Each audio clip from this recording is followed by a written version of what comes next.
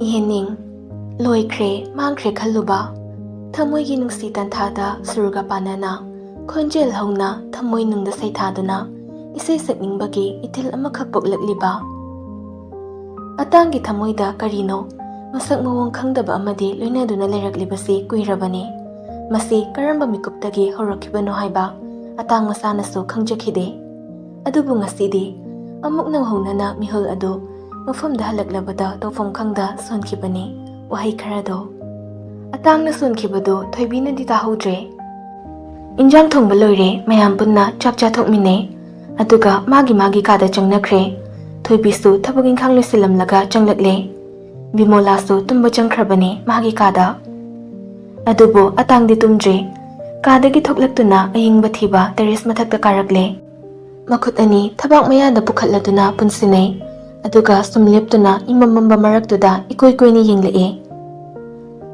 wa yamna ngangdaba misakni atang thasaga khangnabadu fawba mahak wa kaya ngangduna phagi chukai tawkhide nungsinare koinare haibage adu wari khara tawkhiba natana kainaramda mikuptu fawbada hainingba kaya leirasu tanduna tokhiba misakni adubu mahak thoibidadi ikoy-koyda wa kaya amangangba misak ole amuk phawbasu kauna ngangna tawtriba angang aduda utliba matawdo atang masasu khangjade masana tawriba pumbase karino haiba adubo haifam khangdaba nungaiba amadi masada piri thoibiga maga wari sabado majul khitang lengi nakfet tawke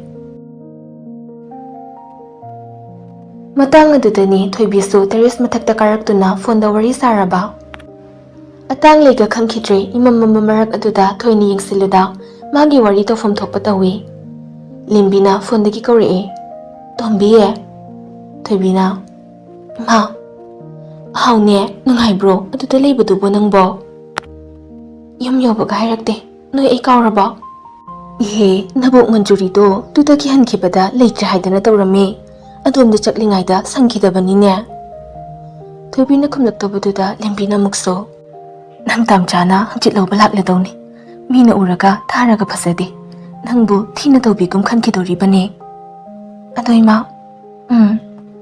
noi hangchito lawbadi lawka hoine lakdoine nakandagi luhenbana lawrakpadu tai saktibi nangdi ngasi khajingkam hang chadrene thoibisu mabung tana bahaiduna khonjel khitang kantak haike tamcha aigi khara kha amo yar aidi nangini haidana lerekpani nang kanana yumda lerumgano haige imaga babagana thanamini aina natte khangde aidi loin chathodawni ko thoibi somda paithoe lembina yarise ichana muk laklagania imana ngobini thengi nangsu pothajaro imasu thabagin khanglisinkhige hoima phone thamkhre thoibi peri adum leptuna lei atangsu thoibi damune yingsili changlage haiduna mamai sale silakpada musin muraga wangjing wangna nakanduda leplambadudadi khampre khangi thawai du fawba manil onduna paithokhragumna thoibina lawrakchingai atangna hana haichilae lawrakeno aini khongkap khra hantoe atangda ngakni yingsili atangna angangna hingsida adusu amambasida kidorino wari sage haraso manungda saba yadro Amchakni haibagi thoklakpani wari sabalo wari chango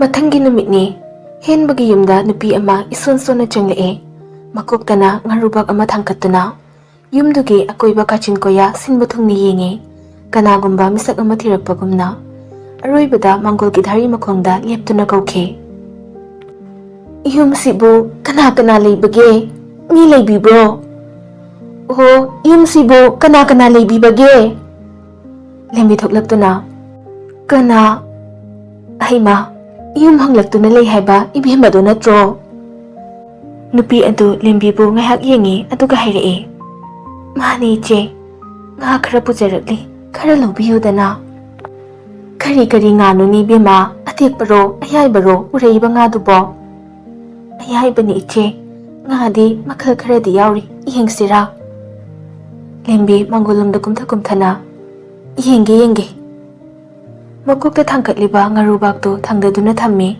kupliba makhumdo hangtoklakpada lembina ꯑꯣꯟꯊꯣꯛꯅ ꯐꯖꯔꯦꯗ ꯉꯥꯁꯤꯡꯁꯤꯗꯤ ꯏꯆꯥꯁꯤꯡꯒꯤ ꯂꯧꯕꯤꯍꯣ ꯃꯃꯜ ꯇꯥꯅ ꯄꯤꯖꯒꯦ ꯏꯆꯦ ꯃꯨꯀꯥ ꯉꯥ ꯃꯆꯥꯁꯦ ꯀꯦꯖꯤꯗ ꯀꯌꯥꯅꯣ ꯁꯤꯕꯣ ꯉꯥꯄꯥꯏꯁꯨ ꯌꯥꯎꯔꯤꯅꯦ ꯇꯧꯔꯤꯁꯦ ꯍꯣꯡꯅ ꯄꯤꯖꯒꯦ ꯏꯆꯦ ꯀꯦꯖꯤꯗ 150 ꯄꯤꯕꯤꯔꯣ ꯍꯩꯃꯥ ꯌꯥꯝꯅ ꯍꯣꯡꯉꯤꯅꯦ ꯅꯪꯒꯤꯁꯤꯗꯤ ꯍꯦꯟꯕ ꯊꯣꯛꯂꯛꯑꯦ ꯃꯃꯥ ꯀꯔꯤꯅꯣ ꯌꯦꯡꯅꯔꯤꯗꯨꯕꯣ ꯂꯦꯝꯕꯤꯅ ꯕꯕꯥ ꯉꯥ ꯂꯧꯔꯤꯕꯅꯦ ꯍꯩꯃꯥ ꯈꯖꯤꯡꯁꯨ ꯌꯥꯎꯔꯤꯗꯅ ꯁꯤꯗꯤ ꯍꯦꯟꯕꯁꯨ ꯀꯨꯝꯊꯔꯛꯇꯨꯅ ꯌꯦꯡꯂꯛꯑꯦ ꯃꯨꯀꯥ ꯉꯥ ꯃꯆꯥꯁꯦ ꯏꯆꯥ ꯇꯣꯝꯕꯤꯒꯤ ꯈꯔ ꯂꯧꯕꯤꯍꯣ ꯈꯖꯤꯡꯗꯤ ꯉꯔꯥꯡ ꯃꯕꯨꯡꯅ ꯂꯩꯔꯛꯄꯒꯤꯁꯨ ꯂꯩꯔꯝꯈꯤꯅꯤꯗꯅ ꯍꯣꯏ ꯕꯕꯥ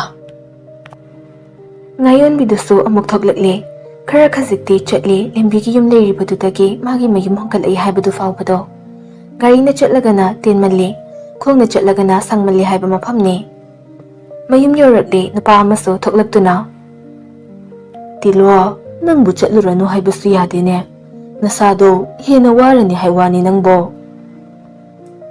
ꯑꯄꯤꯁꯛ ꯇꯤꯂꯣꯒꯤ ꯅꯥꯀꯟꯗ ꯃꯥꯡꯒꯣꯜ ꯙꯥꯔꯤꯗꯨꯗ ꯐꯝꯊꯗꯨꯅ ꯀꯩꯗꯧꯔꯒꯦ ꯅꯪꯕꯣ ꯅꯁꯥ ꯉꯝꯗꯕ꯭ꯔꯥ ꯇꯤꯂꯣ ꯁꯣꯟꯊꯅ ꯏꯆꯥ ꯂꯩꯔꯕꯁꯨ ꯂꯩꯇꯕꯒ ꯆꯞ ꯃꯥꯟꯅꯩ ꯏꯁꯥ ꯐꯅ ꯂꯩꯔꯤꯉꯩ ꯑꯩꯒꯤ ꯀꯅꯥ ꯂꯩꯔꯤ ꯌꯦꯡꯂꯨꯗ꯭ꯔꯕꯁꯨ ꯏꯁꯥ ꯁꯣꯟꯖꯤꯜꯂꯛꯂꯕ ꯃꯇꯝꯁꯤꯗꯗꯤ ꯑꯩꯒꯤ ꯃꯤ ꯍꯥꯏꯕꯗꯣ ꯎꯅꯤꯡꯕ ꯄꯣꯛꯂꯛꯏ ꯑꯩ ꯏꯆꯥꯕꯨ ꯌꯥꯝꯅ ꯎꯅꯤꯡꯉꯤ ꯀꯧꯅꯤꯡꯉꯤ ꯏꯊꯥꯗ ꯆꯦꯠꯅ ꯀꯣꯟꯗꯨꯅꯁꯨ 이마ꯒꯤ 이비엠 하이두나 ꯀꯞꯅꯤꯡꯕ ꯄꯣꯛꯂꯤ ꯅꯥꯏꯇꯣꯝ ꯑꯣꯏꯅ ꯑꯁꯨꯛ ꯀꯨꯏꯅ ꯀꯞꯄꯁꯦ ꯑꯩ ꯄꯥꯝꯗ꯭ꯔꯦ ꯑꯩ ꯏꯆꯥꯒꯤ ꯃꯥꯏꯊꯣꯡꯕꯨ ꯌꯦꯡꯗꯨꯅ ꯀꯞꯄ ꯅꯣꯛꯄ ꯄꯨꯝꯅꯃꯛ ꯄꯥꯝꯂꯦ ꯍꯧꯈꯤꯕ ꯄꯨꯝꯕ ꯀꯥꯎꯊꯣꯛꯂꯣ ꯑꯉꯥꯡꯗꯣ ꯄꯨꯝꯅꯃꯛ ꯀꯥꯎꯊꯣꯛꯇꯨꯅ ꯅꯨꯡꯉꯥꯏꯅ ꯂꯩꯈ꯭ꯔꯕꯅꯤ ꯅꯪ ꯑꯩ ꯂꯩꯔꯤ ꯍꯥꯏꯗꯨꯅ ꯏꯆꯥ ꯑꯗꯨꯒꯤ ꯃꯥꯏꯊꯣꯡꯗ ꯑꯃꯛꯄ ꯃꯃꯤ ꯁꯤꯟꯅꯕꯗꯣ ꯄꯥꯝꯂꯅꯨꯅꯦ ꯅꯪꯕꯣ ꯈꯪꯂꯛꯄꯅꯤ ꯑꯗꯨꯕꯨ ꯇꯥꯃꯣ ꯑꯩ ꯉꯝꯗ꯭ꯔꯦ 이차도 ꯑꯩꯕꯨ ꯑꯃꯨꯛꯇꯪꯗꯤ 이마 하이두나 ꯀꯧꯍꯟꯅꯤꯡꯉꯤ ꯇꯤꯂꯣ ꯀꯞꯆꯩ ꯑꯄꯤꯁꯛ ꯋꯥ ꯍꯥꯏꯐꯝ ꯈꯪꯗ ꯇꯤꯂꯣꯕꯨ ꯌꯦꯡꯕ ꯅꯠꯇꯅ ꯎꯄꯥꯏ ꯂꯩꯇꯦ ꯁꯣꯝꯗꯅ ꯀꯝꯗꯧꯔꯤ ꯕꯤꯃꯣꯂꯥꯒ ꯋꯥꯡꯉꯨꯕꯒ ꯄꯨꯟꯅ ꯃꯆꯥꯅꯨꯄꯥ ꯑꯇꯥꯡ ꯇꯣꯟꯗꯣꯟꯕ ꯌꯥꯎꯅ ꯋꯥꯔꯤ ꯇꯧꯔꯝꯃꯤ ꯋꯥꯡꯉꯨꯕꯅ ꯍꯪꯂꯛꯏ ꯍꯦꯟꯊꯣꯏꯕꯗꯨꯕꯨ ꯇꯁꯦꯡꯅꯃꯛꯀꯤ ꯃꯔꯥꯜ ꯂꯩꯔꯦ ꯍꯥꯏꯕꯁꯦ ꯆꯨꯝꯂꯕ꯭ꯔꯅꯤ ꯅꯨꯄꯥ ꯃꯆꯥ ꯑꯇꯥꯡꯅ ꯄ꯭ꯔꯨꯐ ꯄꯨꯊꯣꯛꯇꯨꯅ ꯎꯠꯂꯛꯑꯕꯅꯤꯅ ꯃꯥ ꯆꯨꯝꯃꯦ ꯍꯥꯏꯕꯗꯤ ꯌꯥꯗ꯭ꯔꯦ ꯑꯩꯁꯨ ꯊꯥꯖꯗꯕꯅꯤ ꯑꯍꯥꯟꯕꯗꯗꯤ ꯑꯗꯨꯅ ꯃꯥꯕꯨ ꯂꯧꯊꯣꯛꯅꯕ ꯌꯥꯝ ꯀꯟꯅꯗꯤ ꯍꯣꯠꯅꯈꯤꯕꯅꯤ ꯑꯗꯨꯕꯨ ꯎꯄꯥꯏ ꯂꯩꯇ꯭ꯔꯦ ꯃꯥꯒꯤ ꯃꯔꯥꯜ ꯌꯥꯝ ꯆꯥꯎꯅ ꯌꯥꯎꯔꯤ ꯕꯕꯥ ꯕꯤꯃꯣꯂꯥꯅ ꯑꯣꯟꯊꯣꯛꯄꯅꯤꯗ ꯊꯥꯖꯗꯦ ꯌꯥꯝꯅ ꯅꯪ ꯀꯀꯥꯒꯤ ꯏꯃꯨꯡꯗꯨꯗꯤ ꯍꯧꯖꯤꯛ ꯀꯔꯤ ꯐꯤꯕꯝꯗ ꯂꯩꯍꯧꯔꯤꯌꯦ ꯇꯣꯟꯗꯣꯟꯕꯅ ꯀꯀꯥꯗꯣ ꯀꯩꯅꯣ ꯑꯩꯈꯣꯏꯅ ꯆꯠꯈꯤꯕꯗ ꯏꯟꯊꯤ ꯅꯨꯡꯉꯥꯏꯅ ꯇꯧꯔꯛꯇꯦ ꯃꯆꯥꯗꯤ ꯋꯥꯔꯛꯄ ꯍꯩꯗꯅ ꯃꯆꯥꯅ ꯃꯤ ꯍꯥꯠꯂꯨꯔꯒ ꯑꯩꯈꯣꯏꯅ ꯀꯟꯗꯦ ꯍꯥꯏꯗꯨꯅ ꯁꯥꯎꯔꯤ ꯃꯥꯜꯂꯦ ꯕꯤꯃꯣꯂꯥꯅ ꯍꯥꯏ ꯅꯊꯛꯀꯤ ꯑꯍꯜꯗ ꯑꯗꯨꯝꯅ ꯍꯥꯏꯔꯤꯕꯗꯣ ꯀꯔꯤꯅꯣ ꯋꯥꯡꯉꯨꯕꯅ ꯌꯥꯔꯦ ꯌꯥꯔꯦ ꯃꯥꯁꯨ ꯄꯦꯟꯖꯗꯗꯨꯅ ꯇꯧꯔꯤꯕꯅꯤ ꯏꯄꯥꯅ ꯍꯥꯏꯒꯗꯕꯗꯤ ꯅꯪ ꯀꯀꯥꯗꯣ ꯄꯪꯕꯅꯤ ꯋꯥꯈꯜ ꯈꯟꯊꯕ ꯋꯥꯠꯄꯅꯤ ꯑꯗꯨꯅ ꯐꯅ ꯁꯥꯎꯅꯤꯡꯕ ꯄꯦꯟꯗꯕ ꯂꯩꯔꯁꯨ ꯑꯩꯈꯣꯏ ꯐꯥꯖꯤꯟꯁꯤ ꯏꯃꯨꯡ ꯃꯅꯨꯡꯅꯤ ꯏ ꯃꯔꯤꯅꯤ ꯂꯥꯛꯅꯕ ꯌꯥꯔꯣꯏ ꯃꯄꯥꯒꯤ ꯋꯥꯗ ꯌꯥꯅꯤꯡꯗ꯭ꯔꯕ ꯃꯆꯥ ꯇꯣꯟꯗꯣꯟꯕꯅ ꯄꯦꯟꯗꯕ ꯍꯥꯏꯕꯨ ꯀꯩꯅꯣ ꯀꯀꯥꯒꯤ ꯃꯔꯝꯅ ꯅꯠꯇ꯭ꯔꯣ ꯉꯁꯤ ꯕꯕꯥꯒꯤ ꯏꯃꯥꯒꯅ ꯁꯤꯒꯨꯝꯕ ꯐꯤꯚꯝ ꯑꯃꯗ ꯂꯩꯔꯤꯁꯦ ꯁꯤꯗꯗꯤ ꯃꯣꯏ ꯅꯣꯡꯃꯇ ꯂꯥꯛꯇꯨꯅ ꯀꯝꯗꯧꯔꯤ ꯍꯪꯂꯕ꯭ꯔꯣ ꯑꯗꯨꯒ ꯃꯆꯥ ꯀꯟꯗꯤ ꯀꯥꯏꯅ ꯁꯥꯎꯔꯤꯅꯦ ꯃꯆꯥꯅ ꯍꯥꯏꯔꯤꯕꯗꯨ ꯆꯨꯝꯃꯤ ꯈꯪꯉꯤ ꯑꯍꯜ ꯑꯅꯤꯗꯨꯁꯨ ꯑꯗꯨꯕꯨ ꯑꯍꯜ ꯑꯃ ꯑꯣꯏꯅ ꯃꯆꯥꯁꯤꯡꯕꯨ ꯊꯦꯝꯖꯤꯜꯂꯛꯏ ꯋꯥꯡꯉꯨꯕꯅ ꯑꯗꯨꯕꯨꯅꯦ ꯏ ꯃꯔꯤꯅꯤꯅꯦ ꯅꯨꯄꯥ ꯃꯆꯥ ꯀꯥꯎꯊꯣꯛꯅꯕ ꯂꯥꯞꯊꯣꯛꯅꯕ ꯌꯥꯗꯕꯅꯤꯅꯦ ꯃꯄꯥꯒꯤ ꯃꯁꯥꯒꯤ ꯐꯤꯕꯝ ꯈꯪꯂꯕ ꯑꯇꯥꯡꯅ ꯑꯃꯨꯛ ꯍꯥꯏꯔꯛꯏ ꯕꯕꯥ ꯄꯣꯊꯥꯕꯤꯔꯣ ꯋꯥꯈꯜ ꯍꯦꯟꯖꯤꯟꯅ ꯈꯟꯖꯤꯟꯕꯤꯔꯨꯔꯅꯨ ꯃꯔꯥꯜꯒꯤ ꯃꯇꯤꯛ ꯆꯥꯕ ꯗꯟꯗꯤꯗꯤ ꯐꯪꯖꯕꯅ ꯐꯩ ꯈꯜꯂꯤ ꯑꯩꯒꯤ ꯃꯣꯠꯇ ꯀꯔꯤꯒꯨꯝꯕ ꯃꯥꯕꯨ ꯅꯝꯐꯨꯗ ꯑꯩꯈꯣꯏꯅ ꯆꯤꯡꯊꯣꯔꯛꯄꯗꯤ ꯉꯝꯈꯤꯕ ꯌꯥꯏ ꯑꯗꯨꯕꯨ ꯈꯖꯤꯛꯇꯗ ꯑꯩꯈꯣꯏꯕꯨꯁꯨ ꯃꯤꯅ ꯂꯥꯟꯅ ꯎꯈꯤꯒꯗꯣꯔꯤꯕꯅꯤ ꯃꯤꯅ ꯀꯔꯤ ꯍꯥꯏꯅꯈꯤꯒꯗꯒꯦ ꯍꯥꯏꯗꯨꯅ ꯀꯤꯕꯕꯨꯗꯤ ꯅꯠꯇꯦ ꯑꯗꯨꯕꯨ ꯃꯇꯥꯡ ꯑꯁꯤꯗꯗꯤ ꯇꯨꯡ ꯀꯣꯟꯅ ꯁꯣꯛꯀꯗꯕꯗꯣ ꯈꯟꯒꯗꯕꯅꯤ ꯑꯩꯈꯣꯏꯁꯨ ꯃꯤꯍꯥꯠꯄ ꯏꯃꯨꯡꯅꯤ ꯑꯔꯥꯟꯕ ꯃꯆꯥ ꯃꯅꯥꯎꯕꯨ ꯀꯟꯁꯤꯟꯗꯨꯅ ꯊꯝꯕ ꯃꯤꯁꯛ ꯑꯣꯏꯅ ꯎꯈꯤꯗꯣꯔꯤꯕꯅꯤ ꯕꯤꯃꯣꯂꯥꯅ ꯏꯆꯥꯅꯨꯄꯤ ꯑꯃꯇꯪ ꯌꯥꯎꯖꯔꯝꯂꯕꯗꯤꯀꯣ ꯈꯟꯖꯔꯤꯕ ꯑꯩꯅꯅꯦ ꯁꯤꯒꯨꯝꯕ ꯄꯥꯎꯁꯦ ꯇꯥꯔꯨꯔꯒ ꯑꯃꯨꯛꯁꯨ ꯃꯅꯤꯡ ꯍꯟꯗꯨꯅ ꯍꯦꯛꯇ ꯆꯠꯂꯤ ꯏꯆꯥꯅꯨꯄꯤ ꯌꯥꯍꯧꯗꯕꯁꯦ ꯐꯩ ꯈꯜꯂꯤ ꯈꯪꯗ꯭ꯔꯦꯗ ꯅꯣꯡꯗꯝꯕ ꯋꯥꯡꯉꯨꯕꯅ ꯌꯥꯔꯦ ꯋꯥꯔꯤꯁꯦ ꯂꯣꯏꯁꯤꯜꯂꯁꯤ ꯃꯃꯥ ꯅꯆꯥꯅꯨꯄꯤꯗꯣ ꯀꯔꯣꯝꯗ ꯂꯩꯈꯤ ꯃꯁꯛ ꯃꯁꯥꯒ ꯎꯗꯦꯅꯦ ꯉꯁꯤꯒꯤ ꯀꯥꯗ ꯂꯩꯔꯝꯒꯅꯤ ꯏꯕꯨꯡꯉꯣ Noibu thabak achinbaga leibro ngasisibo? Tongdonbana. Ma, aigidi imanaba khara punsen hainaki kay leirage. Nachalse mayumda leirasu yumnagi kaya thoktabani. Sida leiringai sida koiba khara puthokpihauge haibanine. Hayengdi amuk lawba laani. Tongdonbana. Matam khara sangna leithan kisidana aduga koibudu sububirage. Yaroi. Nahansu henbaga lembigado thamlamba pamdrabani. Adubu hek yaroi haibasu ngamdabagi aduk thamlamlibani. Machanupise luna tawjakraba. Aina phawba asuk nuksirasinadi hek pokjabi makhoidi kayamuk yam nuksiramlani. Nohongmata ichana tumba yenghaudrabadi tumthaba hipthaba ngamba nate. Hayengne lawba lake hairamliduni. Aidi ngasidi yadaw mandre. Tamo chimba leibro ngase. Atanga. Hoy, nate, leite haba. Aiga chatlage. Tongdonbana. Adudi baba, ima, aisu muk thokige. Wangubaga Bimolaga. Hoy, irenjana chatluko. Tongdonba thokre Bimola machanupa ahaldon sinduna. Bhemagine mafi kharasu leibiyu ima sel pirake. Yarni ma seldi ingundasu yauri. Phare. Imane amukta loisillo hairukhige. Ayengdi amuk lawba laani. Ngasi leiringai koiba khara puthokpihaubasu phai haina khanbani mana. Hoy ma. Ngehaki matung atanga Thoibigasu punna thoklakle. Kadaida koisigi hangi adubu Thoibina khangde khumlakpaduda awun chingge garden aduda oina purakle. Mafamdu yamna phajai hainai. Aduna atangnasu puraklabani. Yaurabada ticket kakle punna changminare. Hek changlakpaga ing lawi. Huru humduna puriba malangba magi sahumna. Thoibigi manak yaurapada joina thadariba. Thoibigi samlangda phurare. Makhelang joningbi samlang haibaduni. Aduki matik irang phakre Thoibigi samlangdo. Malangbagi tanthada jagoi saba horakle. Thoibigi samlangna jagoi khothek tamli. Aduga somdana atangdi babok oledo kamdauni. Koina sum yengduna changlakpada ure. Changle sana nupa amaga lapna faminaduna leiribado. Ahanbadadi lanchenba oiramgadra khallubani adubu natte. Mari mata oiba chatla haiduna yenge. Adubu nupa aduga changle sanaga yamna nakna faminaduna makutka painabaduda Thoibi ingangna yenge. Nakandagi atangna migi kinaba yengido namit khrizani. Thoibi ikhangkhangna atangdi yenge. Atang nukningba khangba masakta leirame. Thoibi wangangdabi amuk tumin leithoke. Nakangi haijinfam lambiduda oina chatke atang noktuna Thoibigi khongthang matung inai.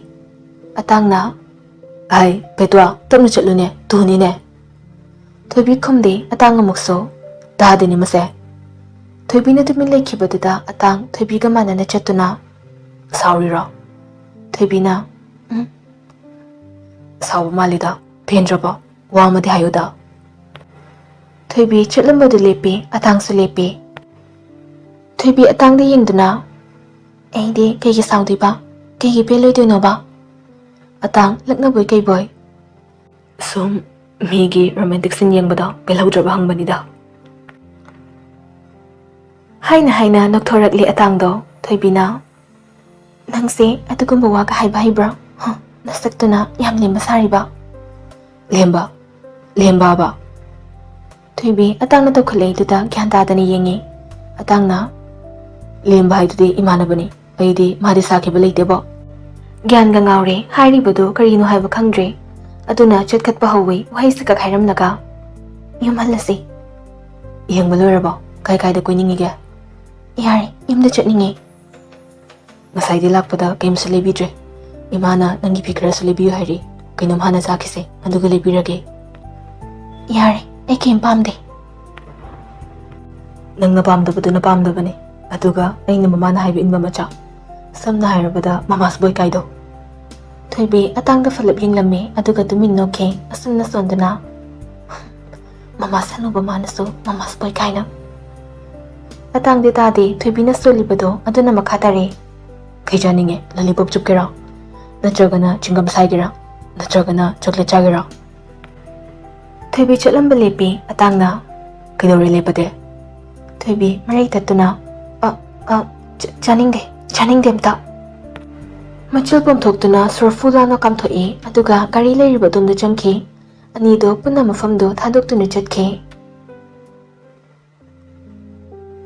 ꯅꯨꯃꯤꯠꯇꯨꯃꯛꯇꯗꯅꯤ ꯁꯣꯝꯗꯁꯨ ꯊꯥꯁ ꯈꯟꯐꯝ ꯈꯪꯗꯦ ꯇꯧꯐꯝ ꯈꯪꯗꯦ ꯃꯁꯥꯗꯣ ꯍꯝꯆꯠ ꯍꯝꯕꯣꯏꯅꯩ ꯑꯁꯨꯝ ꯐꯝꯃꯤ ꯅꯤꯡꯁꯤꯡꯂꯛꯑꯦ ꯃꯇꯝꯗꯣ ꯃꯥꯒ ꯑꯇꯥꯡꯒ ꯏꯍꯥꯟ ꯍꯥꯟꯅ ꯊꯦꯡꯅꯈꯤꯕ ꯅꯨꯃꯤꯠ ꯑꯗꯨꯅꯤ ꯀꯣꯂꯦꯖꯀꯤ ꯀꯦꯟꯇꯤꯟ ꯃꯅꯨꯡꯗꯅꯤ ꯑꯍꯥꯟꯕ ꯁꯦꯃꯤꯁꯇꯔ ꯍꯧꯕ ꯅꯨꯃꯤꯠꯅꯤ ꯑꯍꯥꯟꯕ ꯑꯣꯏꯕꯒꯤ ꯀꯣꯂꯦꯖꯀꯤ ꯀꯦꯟꯇꯤꯟꯒꯤ ꯃꯍꯥꯎ ꯀꯔꯝ ꯇꯧꯕ ꯈꯪꯅꯤꯡꯗꯨꯅ ꯆꯪꯂꯛꯄꯅꯤ ꯑꯇꯥꯡꯁꯨ ꯃꯥꯒꯤ ꯃꯔꯨꯞ ꯑꯍꯨꯝꯗꯨꯒ ꯀꯦꯟꯇꯤꯟ ꯃꯅꯨꯡꯗ ꯐꯝꯗꯨꯅ ꯂꯩꯔꯝꯕꯅꯤ ꯊꯥꯖꯕꯨ ꯎꯕꯗ ꯑꯇꯥꯡ ꯊꯥꯖꯗ ꯀꯤꯔꯨꯞ ꯌꯦꯡꯕ ꯃꯥꯟꯕ ꯃꯑꯣꯡꯗꯣ ꯆꯪꯃꯤꯟꯅꯔꯛꯂꯤꯕꯤ ꯃꯃꯥꯟꯅꯕꯤ ꯑꯗꯨꯅꯁꯨ ꯎꯏ ꯊꯥꯖ ꯃꯁꯥꯁꯨ ꯈꯪꯉꯤ ꯃꯃꯥꯟꯅꯕꯤꯗꯨꯅ ꯍꯥꯏꯔꯛꯏ ꯐꯥꯎꯟꯗꯔꯒꯤ ꯃꯆꯥꯅꯨꯄꯥꯁꯦ ꯅꯪꯉꯣꯟꯗ ꯍꯣꯞ ꯑꯃ ꯏꯆꯥ ꯆꯥꯒꯨꯝ ꯇꯧꯏꯗ ꯊꯥꯖꯅ ꯑꯁꯦ ꯀꯣꯂꯦꯖꯀꯤ ꯐꯥꯎꯟꯗꯔꯒꯤ ꯃꯆꯥꯅꯨꯄꯥꯔꯣ ꯃꯥꯅꯤ ꯀꯩꯅꯣ ꯃꯁꯛꯁꯦ ꯐꯖꯕꯅꯦ ꯅꯩꯕꯅꯦ ꯑꯗꯨꯝ ꯑꯗꯣ ꯃꯃꯥꯟꯅꯕꯁꯤꯗꯤ ꯀꯩ ꯃꯤꯡ ꯀꯧꯒꯦ ꯀꯔꯝꯕꯅꯣ ꯅꯥꯀꯟꯗ ꯐꯝꯃꯤꯁꯦ ꯀꯤꯌꯥꯝꯕ ꯀꯧꯕꯅꯤ ꯑꯗꯨꯒ ꯃꯅꯤꯡ ꯂꯩꯁꯤꯜꯂꯩꯁꯤꯅ ꯂꯦꯝꯕ